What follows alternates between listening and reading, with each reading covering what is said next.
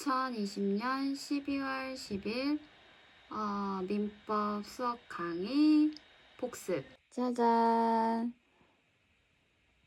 수인의 채무자, 연대채무, 부진정채무, 보증채무의 구상권에 관해서 배웠습니다. 연대채무 같은 경우에는 구상권을 인정하죠. 424조야 427조. 부진정 연대채무에서는 실질적으로 법조문에는 이 구상권이 인정되지 않지만 통설과 판례에서는 과실 비율에 따른 구상권을 인정한다고 하고 있습니다. 또한 보증채무 또한 구상권을 인정하죠. 441조에서부터 448조에서 인정하고 있습니다. 자, 426조 구상권은 사전통지와 사후통지에 제한을 하고 있는데요. 실제로 연대채무자가 다른 연대채무자한테 통지하지 않고 사전에 통지하지 않고 자기 출제로 공동 면책한 경우에 이 면책한 행위에 대해서 다른 연대채무자는 대항할 수 있고 그 대항 사유가 상계인 경우 그 해당 소멸할 채권은 면책한 그 연대채무자에게 이전되는 것이 있습니다. 또한 이게 사후통지도 있는데요. 이제 본인이 이제 내가 면책하겠다, 자기 출제를 면책하겠다고 했는데 다 면책하고 내가 사후통지를 하지 않았어요. 그래서 제2 채무자가 선의로 변제를 했을 경우에 면책행위의 유효를 주장할 수 있다고 되어 있는데 하지만 실질적으로 판례에서는 제1 채무자와 제1 면책행위와 제2 면책행위가 사후통지와 사전통지 의무를 모두 이행하지 않은 경우일 경우 제1 면책행위를 인정하고 있습니다. 그러니까 제2 면책행위는 인정되지 않을 수 있다는 거겠죠. 그리고 이거는 계산하는 식으로 나올 거라고 하셨는데 무슨 얘기냐면 만약에 예를 들어서 연대채무자가 3명이 있었는데 여기 제가 그려놨어요. 연대채무자가 3명이 있었는데 갑한테 을병정이 있었어요. 300만 원씩. 그런데 병이 무자력이 된 거예요. 도대체 돈을 갚을 수 없는 상태가 됐다. 그럼 연대채무의 경우에는 을과 정이 각각 갑이 갚아야 될 300만 원을 150만 원씩 부담한 부분에 대해서 450만 원씩 부담한다는 내용이고, 예를 들어서 갑이 병에게 연대채무의 면제가 아니라 연대를 면제해줬어요. 연대를 면제해주면 그냥 얘는 연대로 책임지지 않아도 된다는 거거든. 아니지. 정을 연대 책임을 면제를 해줬어. 연대를 면제해줬어. 그러면 정은 자기 것만 갚으면 되는 거지. 그러면 을은 병의 무자력에 대한 300을 본인이 다 부담할 수 없잖아요. 그럴 경우에 그 연대 면제를 해줬던 채권자가 그 나머지 정이 부담해야 될 150에 대해서 부담하게 된다는 내용입니다. 똑같이 그런데 보증채무의 경우 이제 주채무자가 부탁을 해서 내가 예를 들어서 나 이렇게 여기에 돈 빌리려고 하는데 나한테 보장 좀 해주세요 라고 부탁을 해서 그렇게 해서 보증인이 된 사람의 경우 사전 구상권과 사후 구상권을 갖게 돼요. 그리고 수탁 보증인의 경우는 위임 사무와 비슷한 성질로 인정을 한다고 합니다. 그래서 주채무자가 부탁으로 보증인이 된 사람은 과실 없이 변제 및 자기 기타 출제로 주채무를 소멸하게 한 때에는 주채무자에게 당연히 구상권이 인정이 된다고 할 수 있죠. 또한 주채무자의 부탁으로 보증인이 된 자가 사전에 구상권을 청구할 수 있는데요. 이 사전에 구상권을 청구할 수 있는 것은 채권자가 변제할 재판을 받을 때, 채무자가 파산 선고를 받을 때, 그리고 보증계약 후 5년이 경과한 때, 채무의 이행기가 도래한 때, 그래서 재파오이라고 외우라고 하셨어요. 그리고 또한 주채무자가 면책 청구를 할 수 있는데 이거는 주채무자가 보증인한테 이제 보증인이 사전에 구상 청구를 했어요. 그래서 이제 배상을 해줬죠. 아직 생기지 않았는데 배상을 해준 거예요. 그래서 대신에 이제 내가 배상을 먼저 해줬으니까 보증인한테 먼저 줬는데, 그러니까 아직 발생하지 않은 거에 대해서 준 거죠. 그래서 담보를 제공할 것이나 아니면 자기가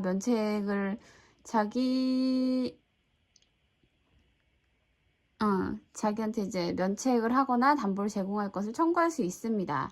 그러니까 예를 들어서 이렇게 병이 을에게 사전 구상을 했어요.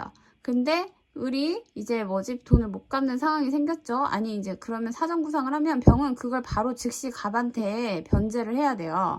그런데 예를 들어서 이렇게 본인이 병이 돈을 받았음에도 불구하고 갑한테 면책 비용에 대한 돈을 바로 안 갚아서 법정 이자가 발생을 한다거나 채무 원본에 대한 이행기까지 이자가 발생한다면 그건 미리 바로 돈을 갚지 않은 병의 책임이 된다는 거죠. 그리고 완제까지 취한 손해금조차 당연히 병의 책임이 되겠죠. 그리고 만약에 이 돈을 받았는데 갑한테 갚는데 돈을 면책하는 사용하지 않고 자기가 혼자 썼어. 그럼 이제 병은 선량한 관리자 주의의 의무가 있는데 이 사람은 위탁이익인과 비슷하기 때문에 선량한 관리자 주의 의무를 갖는 거고요. 그런데 갚지 않았기 때문에 채무 불이행에 대한 책임을 집니다. 단 이건 주채무자에 대한 책임이지 채권자에 대해서 부당이득이 된다고 할 수는 없어요. 이거는 부탁이 없는 보증인의 구상권인데요. 부탁을 내가 하지도 않았어. 근데 내가 보증 서줄게 라고 보증을 선 거죠. 그럴 경우에는 주채무자가 자기 출제로 주채무를 소멸하게 한 때에 주채무자는 그 당시에 이익을 받는 한도 내에서 배상하면 되고요. 그리고 주채무자의 의사에 반하여 의사랑 관계없이 자기가 소멸을 시켰어. 그러면 주채무자는 현존 이익의 한도에서만 배상을 하면 된다는 거죠. 그리고 이분들은 사후 통지와 사전 통지의 의무가 있어요. 이 보증인은. 하지만 주채무자는 사전 통지의 의무는 없고 사후 통지의 의무만 있을 뿐입니다. 그리고 만약에 이것도 똑같이 예를 들어서 보증인이 변제 및 기타 자기 출제로 면책이 되었음에도 주채무자에게 통지를 하지 않아서 주채무자가 선의로 채권자에게 변제 및 유상의 면책을 한 경우에는 주채무자는 자기의 면책행위를 유효를 주장할 수 있습니다. 그리고 하지만 이거 여기 똑같이 보이는 것처럼 주채무자가 제1면책행위를 하고 그 사실을 수탁 보증인에게 통지하지 아니하고 있었는데 그러면 이 사람은 사후 통지를 안 한 거죠. 근데 수탁 보증인이 또 사전 통지를 하지 않았어요. 그리고 제2면책행위를 했을 경우 그러면 먼저 이루어진 주채무자의 제1면책행위가 유효하기 때문에 수탁 보증인은 주채무자에게 구상권을 청구할 수 없다고 봐야 하겠지요. 이거는 주채무자가 수인인 구상관계인데요. 예를 들어서 갑이 을병정에게 이제 연대채무가 있어요. 이제 을이랑 병이랑 정이 이제 9억의 연대채무가 있는데 그걸 이제 각각 3억, 3억, 3억씩 이제 비율이 있겠죠. 근데 을에게 보증인이 있는 거죠. A라는 보증인이 있어요.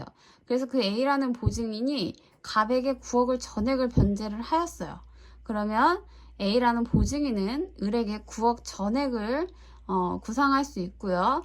이외에 공동 연대 보증인인 연대 관계가 있는 병이랑 정에게 3억씩 각자의 부담금에 대해서 구상권을 청구할 수 있습니다. 그리고 이거 여기까지가 이제 보증인의 구상권까지 확인을 했고요. 이제 이외에 특수한 보증이 있는데요. 특수한 보증은 1연대 보증, 그리고 근보증, 계속적 보증, 공등 보증이 있습니다. 연대보증은 다른 건 다 필요 없고 채권 최고의 검색에 항변권을 갖지 못한다는 특징이 있지요. 그리고 이게 공동보증이 있는데요. 공동보증은 동일한 채무에 수인이 보증채무를 부담하는 것을 말합니다.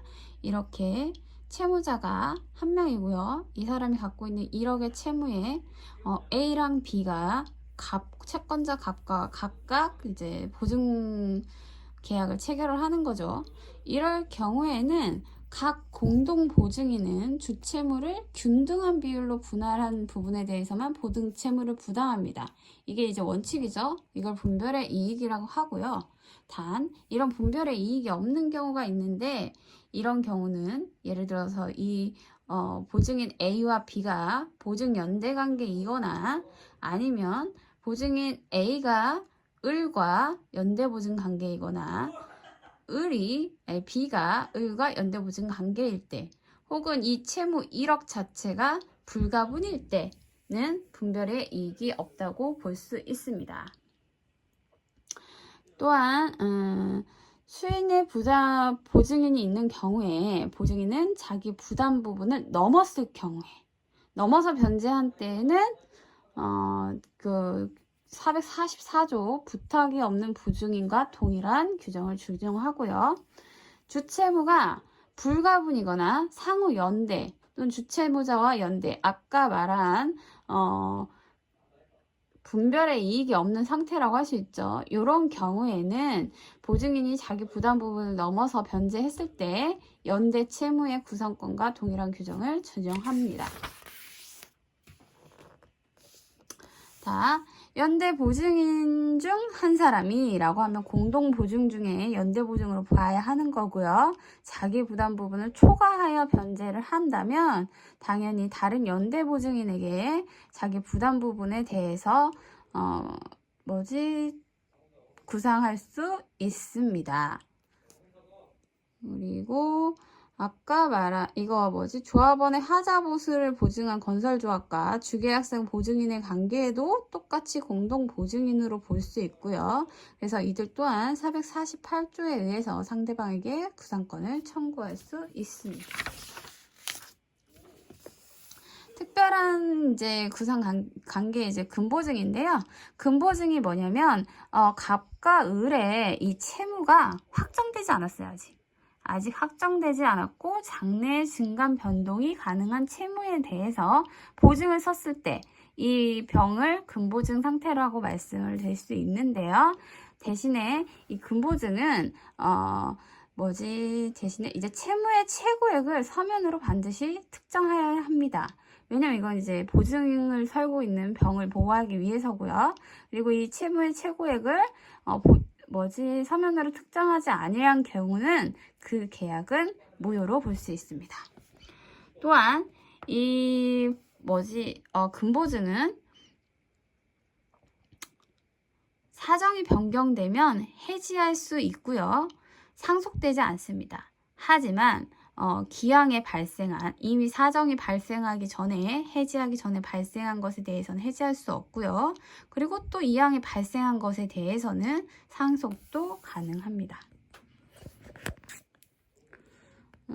금보증이 구체적으로 확정되는 시기는 주채무를 확정을 금보증 종료된 시점으로 하는 거기 때문에 그때를 볼 수 있고요. 그리고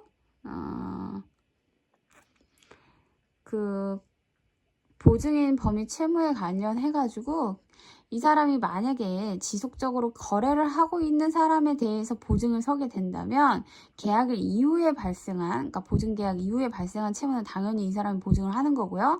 하지만 이미 거래 도중이었기 때문에 이미 발생해서 갖고 있는 채무에 대해서도 보증을 한다고 보는 것이죠. 참 보증은 하면 안 되는 것 같아요. 신원보증인데 이 신원보증은 고용계약을 할 때 이제 그러니까 피용자로 인해서 사용자가 받게 될 손익을 배상하는 것이고요. 이건 기간을 정의하지 않은 신원보증 계약의 경우 성립일로부터 2년간의 효력을 가지고요. 신원보증인의 책임은 피용자가 고의 또는 중과실로 인한 손해에 대해서만 책임을 지고요. 이 피용자의 경과실로 인한 책임은 지지 않습니다. 또한 이 신원보증인의 계약도 중대한 사정이 발생했을 때는 해지할 수 있고요. 물론 상속되지도 않습니다. 또 특이한 거 하나는 손해담보 계약을 들 수 있는데요. 이것은 그러니까 손해배상 청구권이 아니기 때문에 이건 계약이 하나이기 때문에 그래서 이것은 과시상계 법률을 유추 적용할 수 없고요. 그래서 이 담보 책임도 경감할 수 없습니다. 여기까지가 오늘 배운 내용입니다.